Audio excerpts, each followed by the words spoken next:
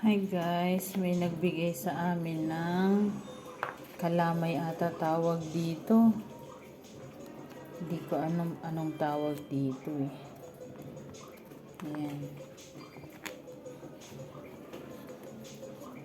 Salamat po sa nagbigay. Ayan. Ang sarap niya guys. Kanina natikman ko na to. Yan. May palaman siya sa loob. Para siyang buko.